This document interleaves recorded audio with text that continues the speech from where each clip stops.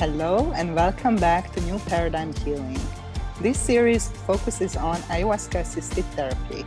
Our intention is to educate, inform, and support the conscious and responsible use of ayahuasca in the Western context. If you want to know more about Ayahuasca Assisted Therapy and our upcoming trainings and workshops, sign up for our mailing list to be the first one to know about the latest news at avatarhealingarts.com. Help to build our tribe by sharing our message with your friends and family and joining us on our social media platforms. My name is Nina Izel, and today I'm excited to welcome Kasi Kennedy, who will assist me in the upcoming episodes where we dive deeper into the ayahuasca integration process and share juicy bits from my book, Heart Medicine. Well, hello and welcome back to our Ayahuasca Assisted Therapy podcast.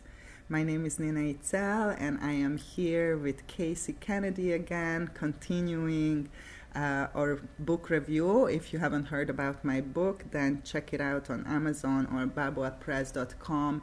Heart Medicine, Ayahuasca Assisted Therapy, and the integration process. So we are diving deeper into the integration and how to navigate this integration process and what do we exactly mean by that. So I'm so happy to be here with you, Kasi, again. So welcome. Thank you for having me, Nina. Yeah, I appreciate you having me on again. This is a lot of fun last time, and I'm learning a lot. There's so many different kinds of plants, from psychedelics to things like cacao to help open your heart, Cherixaningo. I wanted to know if you were using other plants on your journey in this year to 3 years after, and what, maybe do you advise people to do things like psilocybin, other psychedelics, maybe attended different ceremonies, or maybe halt that experience while you're integrating these lessons from Mother Ayahuasca. Can you explain some of that?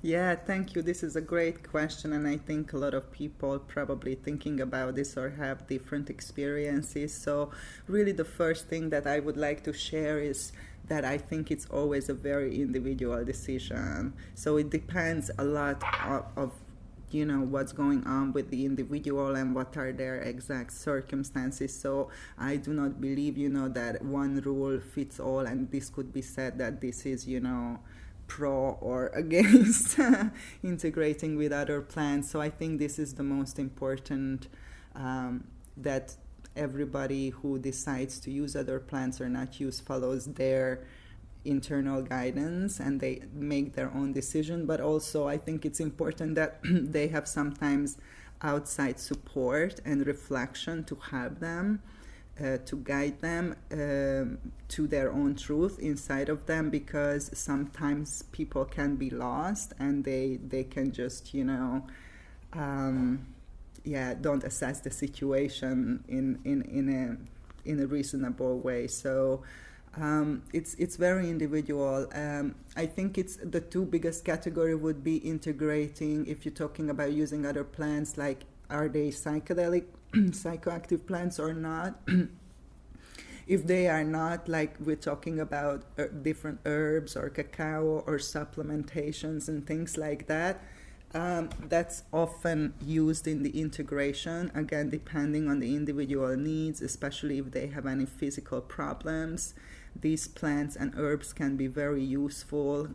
It's very important that we are working with a person, a herbalist, a guide who has extensive knowledge of this and can work with the individual on an individual basis, recommending any kind of supplementation or use of different power plants or healing plants. And in terms of psychoactive plants, I personally, in my program, when somebody is doing my program, the first time they do it, a lot of people that I work with, they are first timers. They never worked with this medicine before. So the first time they do this more than 1 year program, I do ask them not to use any psychedelic plants during the integration process unless we otherwise agree. So again, there could be circumstances or situations. For example, I worked with somebody who went through the integration, and towards the end of the integration, she was still taking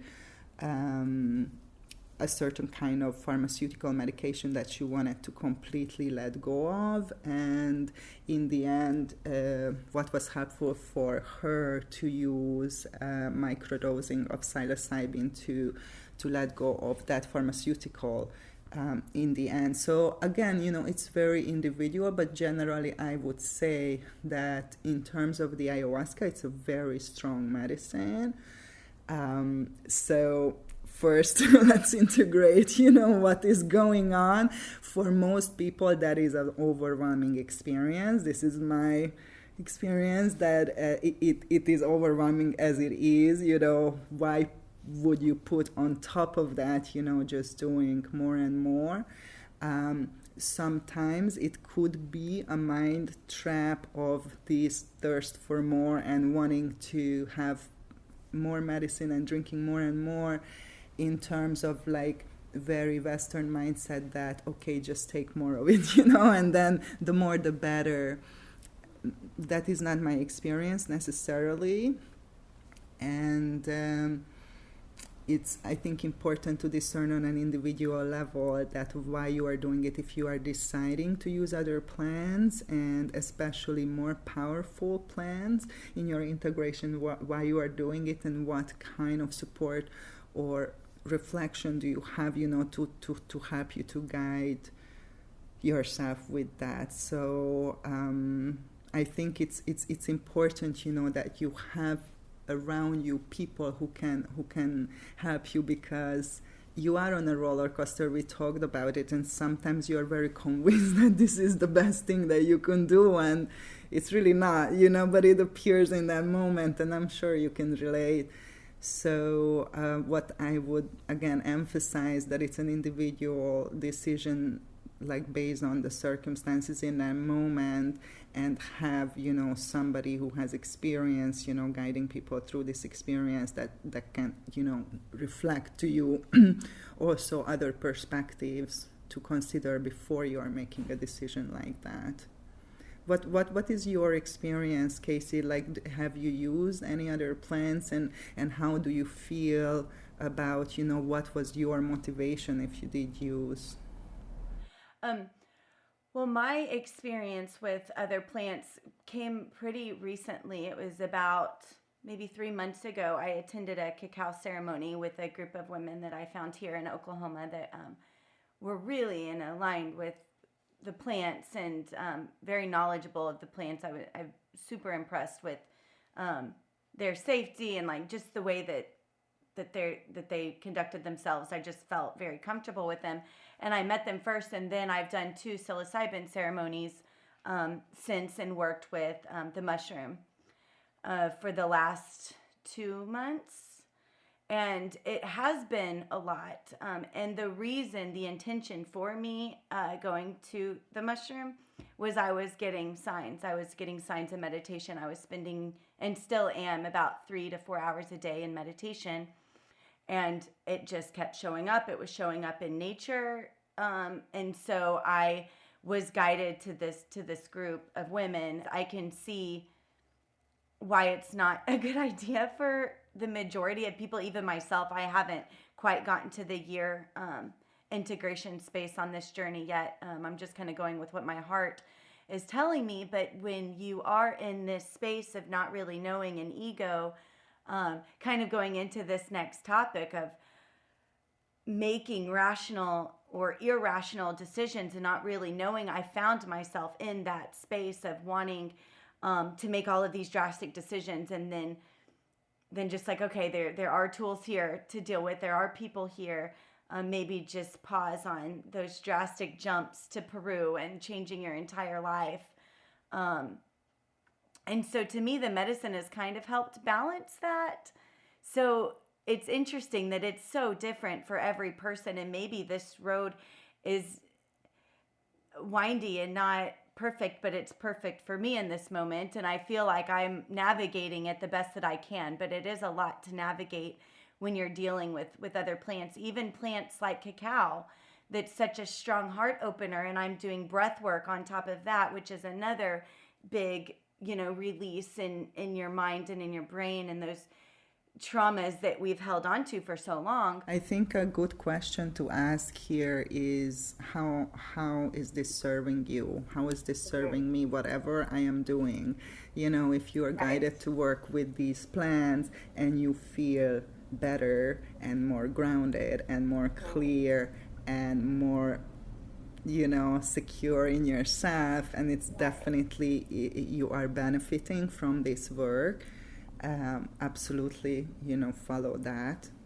Well, I also was having things with purging, like in Peru, I felt like there were still some things that weren't really purged out. There were some deep trauma things that now we're trying to surface to release. It's also like super common that people want to change their life and move to a different country and quit their job, like everything, after. Well, it can be a very deep transformational experience, and I think my experience is that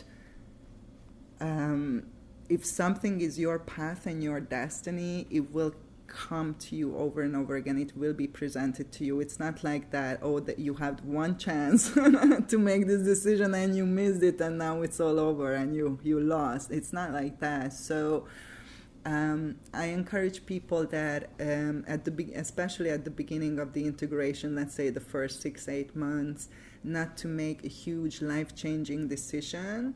Like, for example, breaking up a 30-year relationship or moving to another country or something like that, based on just like one impulse. I mean, of course, there are, again, exceptions. If somebody already was struggling with a situation, for example, working somewhere where they didn't like working even before they begin this journey, and then after their experience, they go back to that environment, the contrast will become like so intense for them that it will be presented, on a daily basis, that this is not in alignment with you, this is not in alignment with you, you don't feel good, you don't feel well here, it's time to let go, it's time to let go. But that will be so clear and present that will need no interpretation per se, because it will be so much, so to say, in our face, that is a different kind of situation. I'm more referring to, now I'm going to uproot my whole life and move to, as you said, Peru, and live in a jungle hut and, drink medicine for the rest of my life. Like, okay, if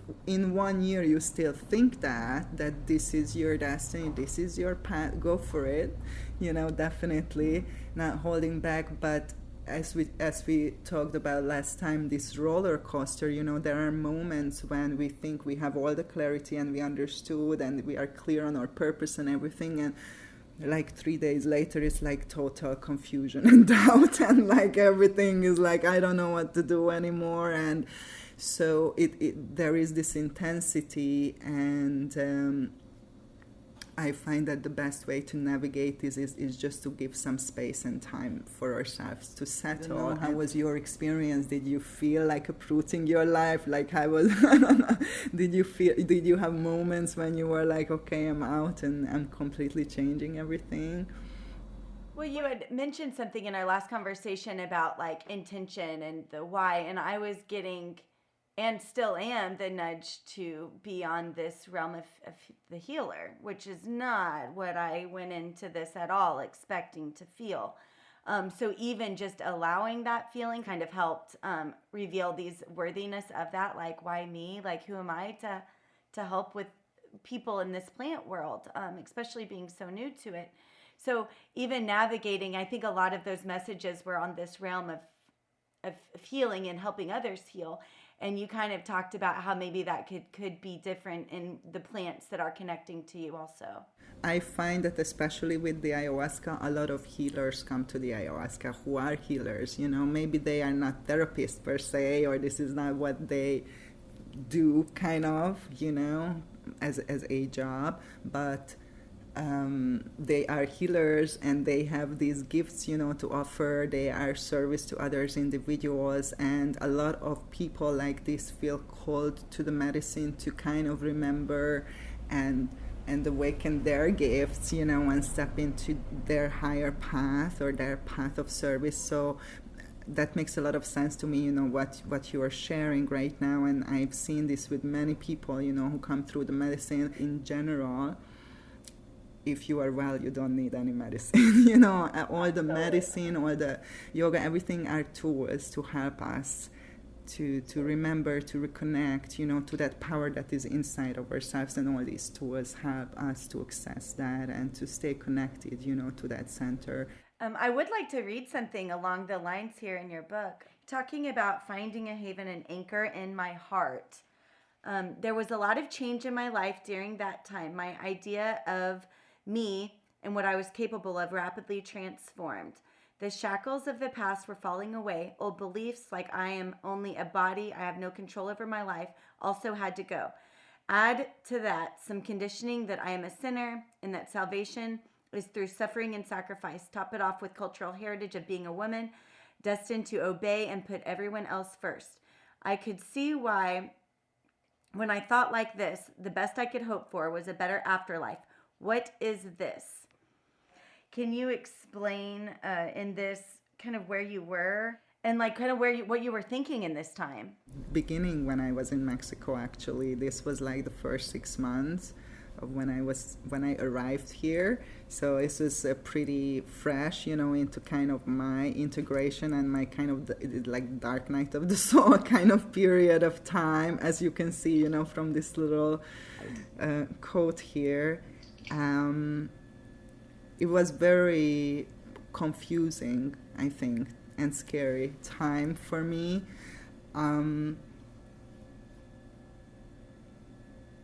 What would be a good experience or a good metaphor? Maybe people who are divers or who dove before, when you are diving and you are going down or coming up and you can't see the bottom yet, so you are in the ocean and everywhere around you is just the blue water, and there are moments when you lose your sense of direction because it's the same everywhere, and you are, gravity is not like working in the same way, and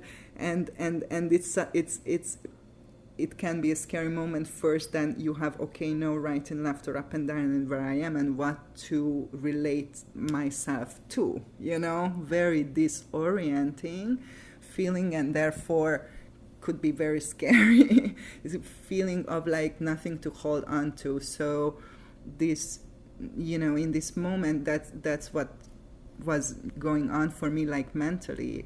That like everybody, all of us operates out of a mental structure, a mindset, a belief system. And this is kind of like a period when things that you used to believe in and created your framework of reference are deeply like questioned and moved and rocked and shaken.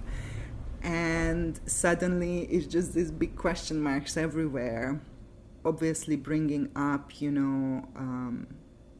deep-seated fears, that we all carry, because it's like a sense of loss of self, I think, you can say that. And what helped me personally in that moment is, to stay connected and to practice, reconnect and anchor in that spiritual aspect of me that is not in my mind, that is beyond my mind, and coming through a heart space and an intuitive space, and connecting with that other aspect of me that was not rocked or shaken or influenced by what was happening to my mind or to me. You say that higher aspect, those higher and you're talking about spirituality and this crazy space in your mind at that time. How did your spirit team, what does that look like for you? How did that play a role into figuring this out and navigating next steps when you have your ego involved and all of these different decisions and not quite knowing where to go, and being able to center yourself with spirit, with God, with team? How did you navigate that, and talk a little bit about your spirituality through that? One thing that was super helpful for me is to write and journal, because there is a lot going through your mind, like mentally, and once you write them down, is kind of you process them in a way, and putting it out of you, expressing it and putting it on a paper, then you can look at it.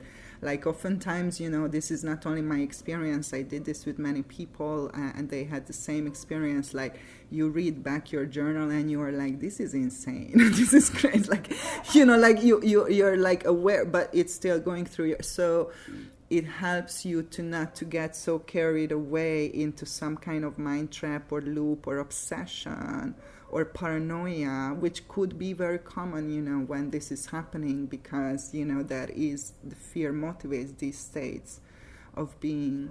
Physical practices, like for me, movement practices, like yoga, that help me to physically anchor, to stay in the present moment, to stay in my body. And then obviously mindfulness, like meditation, and just allowing this content to move through and to settle and clarify without being so lost, any kind of mindfulness practice. And for me, prayer, prayer is for one of my biggest tool and strongest, which is what I mean by prayer is not to pray some kind of God outside of you or entity or anything like that, is that prayer, to ourselves, like that surrender to my higher self, knowing that I am more than my body, I'm more than my mind, I'm much bigger than that and wiser than that, and praying for that I'm able to go beyond that mind, that I'm able to surrender my mind to that higher aspect of myself and stay connected there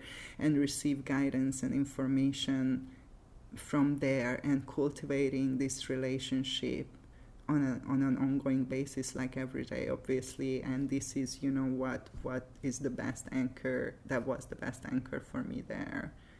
I love that. And that, like, the practices of these things, the journaling, the breath work, the mindfulness, the meditation, all of those are exercises to these states of being able to let go of all of those feelings that don't serve us anymore. We talked about sisterhood a little bit in the last episode, but I wanted to revisit a little bit because I've got a little to add on that. And I know you've had a lot of great experiences with these wonderful sisters in your life that, oh my gosh, we really, really need each other.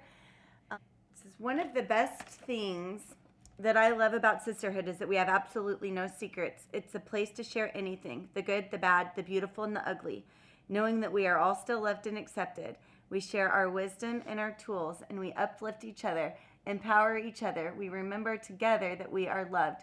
This is a real gift in this world. And I love this because I feel like in a world that isn't all 100% supportive, to meet women that are on the same team, that you can just tell their heart is for you. And like, my roommate from Peru is my soul sister.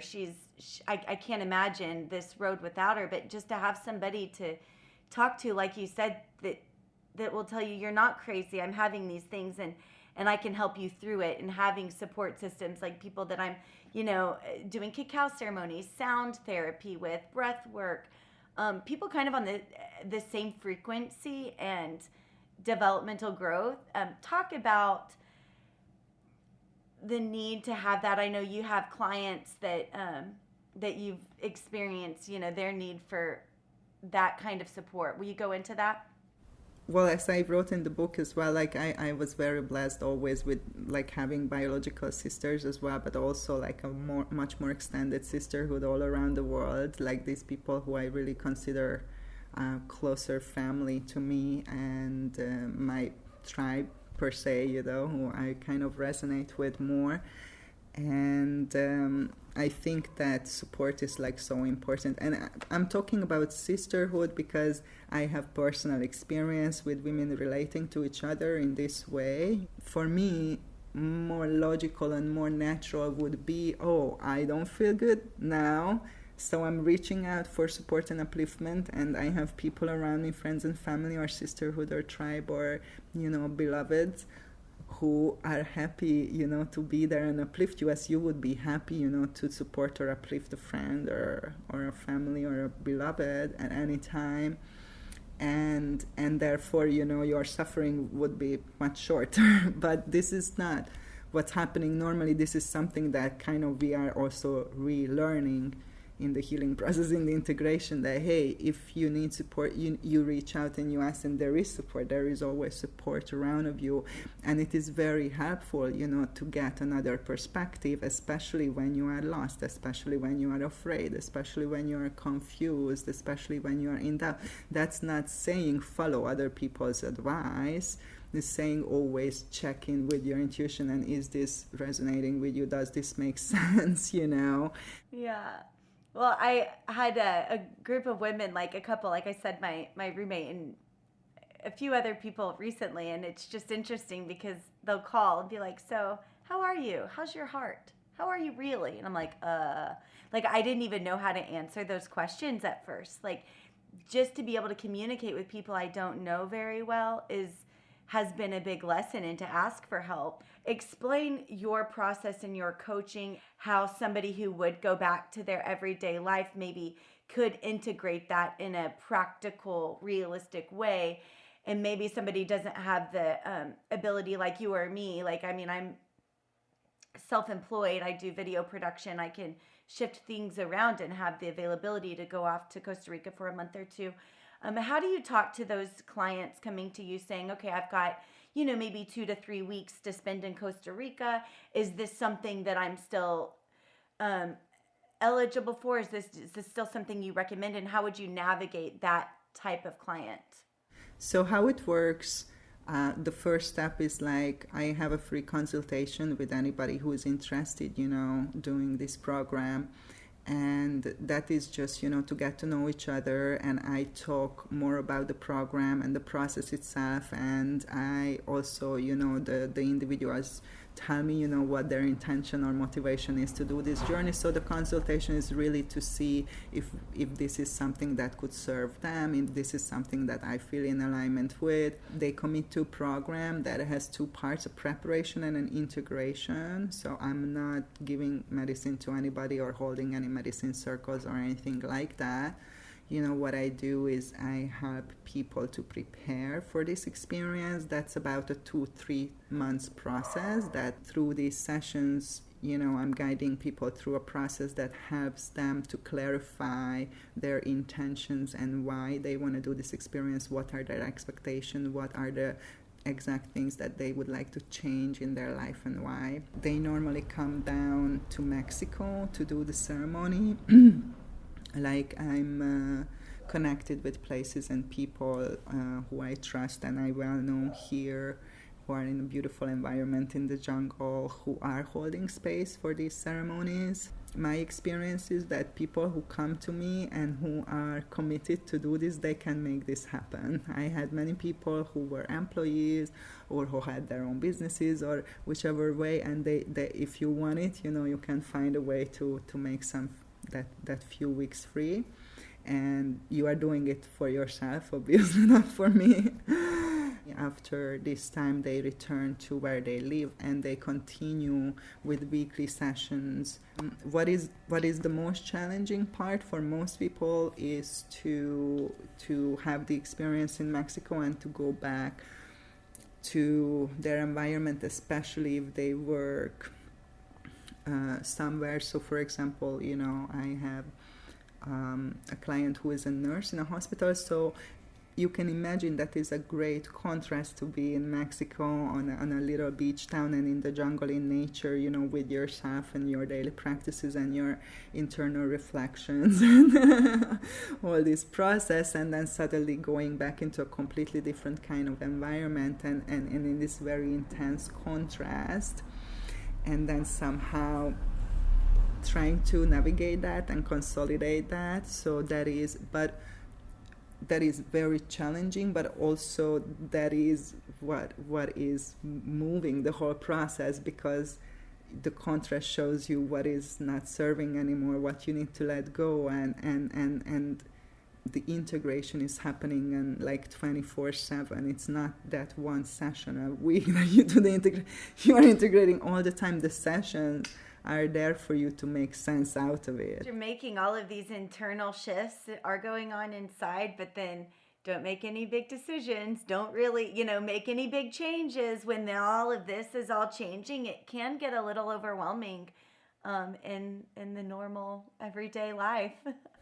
Absolutely. And now add on top of that just collective process and what is happening, right now on the planet. Like it's for me, it's so symbolic in a way. It's almost like death, rebirth, dark night of the soul, transformation, so within, so without. So it's very interesting. And again, we need each other. We need anchors. We need that support. We need that love. We need that container.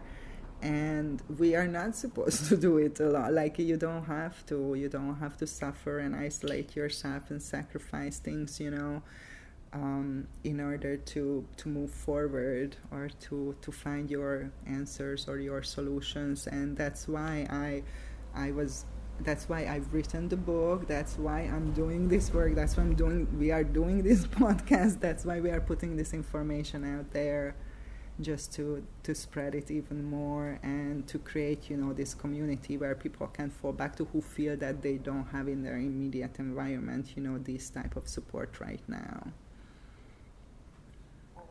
Thank you so much, Nina. It's always such a pleasure talking to you. It's so nice to have your input and your perspective. So it's like so exciting and amazing. I really appreciate you being here, Kasi. Ready for the next one? Yeah, and the next time we're gonna continue to dive in deeper and bring some more gems and some more good things to share with you guys. So tune in, stay tuned.